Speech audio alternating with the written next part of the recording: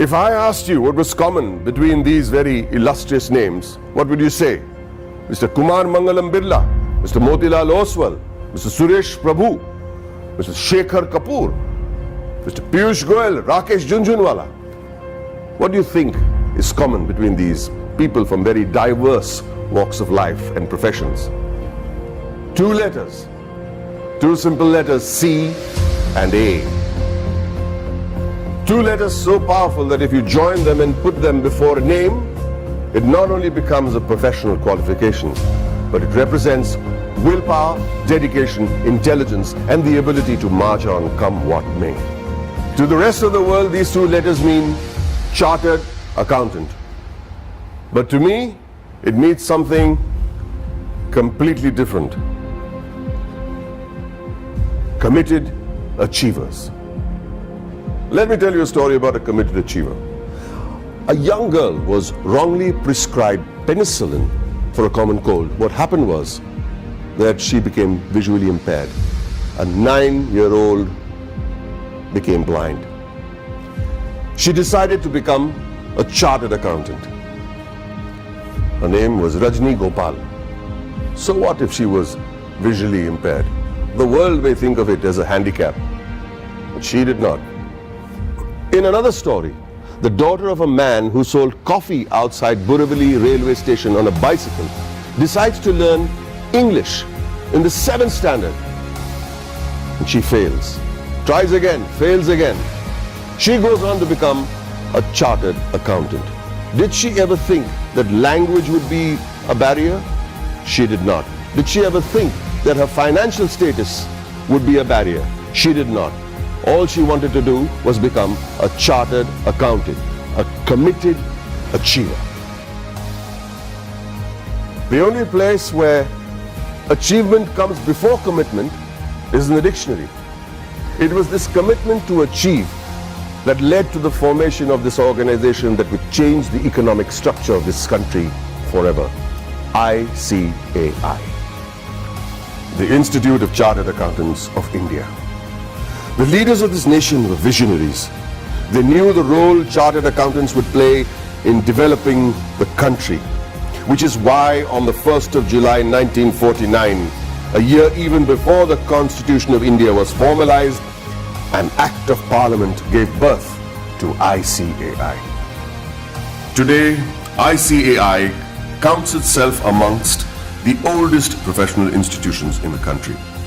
Born as a regulator of accounting profession to aid the economic growth of the nation, it is the second largest professional accounting and finance body in the world in terms of members, with a current roster of about 2.5 lakh members and counting as I speak, with a presence of about 71,000 female chartered accountants and 3.5 lakh girl students. ICAI holistically carries the mission of transforming the nation from women's development to women-led development.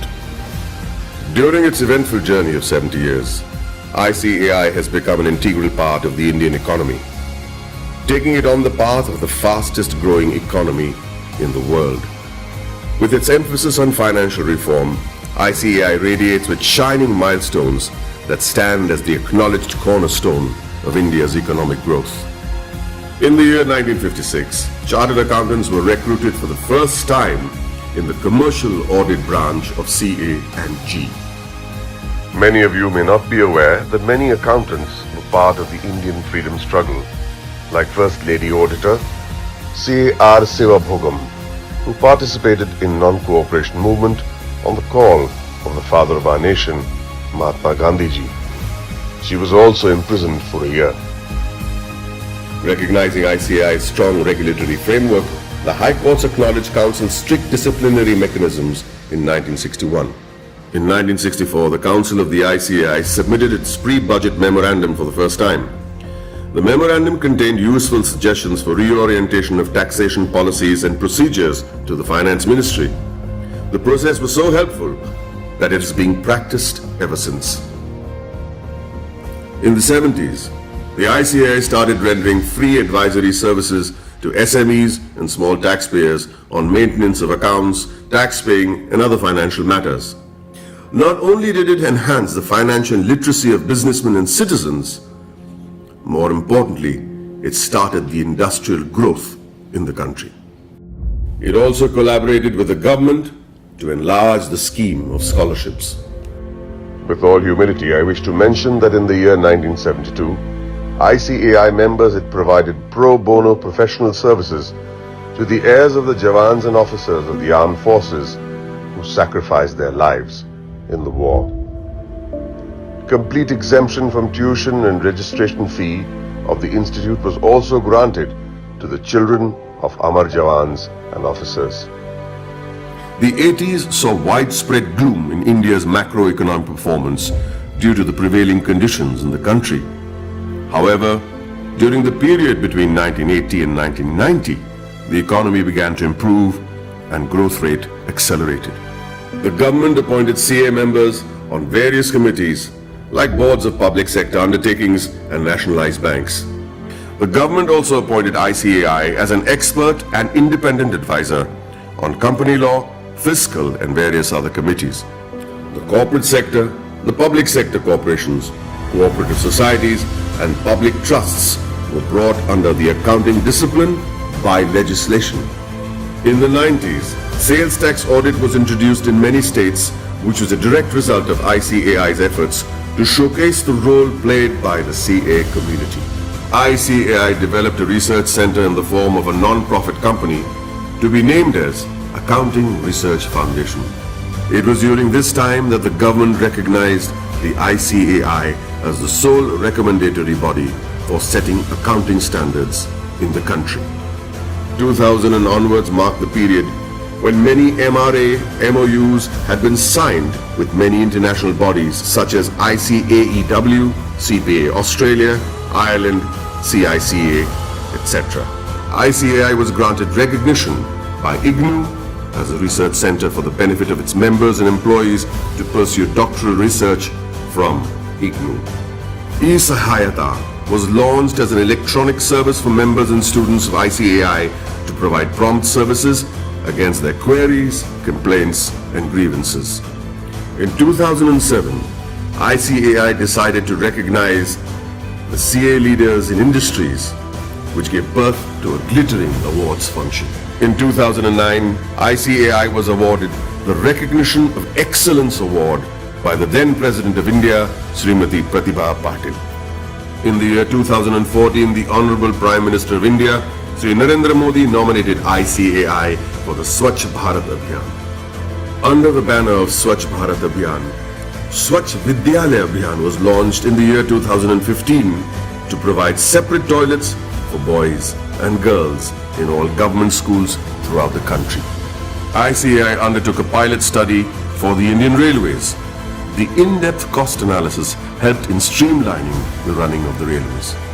Considering the importance of the legislation, namely black money, and the imposition of Tax Act 2015, CBDT decided to go all out and conduct workshops with ICAI to clarify any doubt the assessees may have had. ICAI was chosen as the preferred institution to partner with the Government of India to create awareness and maximize the potential of the Income Declaration Scheme 2016. ICAI, jointly with the Ministry of Finance and the Ministry of Commerce and Industry, organized events at more than 470 locations across the country. It was attended by more than 42,000 citizens, including chartered accountants, company secretaries, advocates, and members from trade and industry. ICAI's contribution to the scheme was acknowledged by Shri Arun Jaitley, Honorable Minister of Finance and Corporate Affairs. For the benefit of its members, ICAI established the Indian Institute of Insolvency Professionals of ICAI. ICAI extended its technical and infrastructural support towards the accounting reforms of various government offices. This meant moving from cash to accrual system of accounting after assessing the tremendous positive impact on national financial reporting. It was also an important year for the Indian economy, with GST being touted as the game changer, leading to one nation, one tax. ICAI, as always, was there to partner the government towards effective and smooth implementation of GST throughout the nation. As a result, ICAI and CA members became a proud knowledge partner for GST success. For a clearer understanding of GST, ICAI carried out more than 3,000 programs benefiting more than 2.5 lakh participants. ICAI also established GST Sahayata desks all across the country to facilitate small businessmen, traders, shopkeepers, and the public at large. ICAI has created a milestone by launching various incubation centers.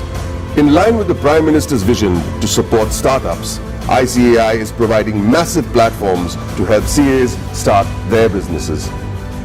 Not many people know that there is an accountancy museum in India, or that the ICAI is the first accounting body in the world to start a digital accounting and insurance board, or that there are 3 forensic labs in India to monitor financial bungling and frauds.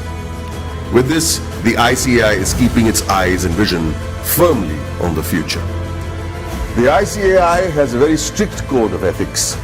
Its motto is taken from the Upanishads, Yayeshu Sapteshu Jagriti, which translates as the one that is awake in those that sleep. Here's to the guardians who stayed awake and protected us while the rest of us slept. I'd like to salute this institute for the work it has done in the past 7 decades and wish them the very best in the years to come.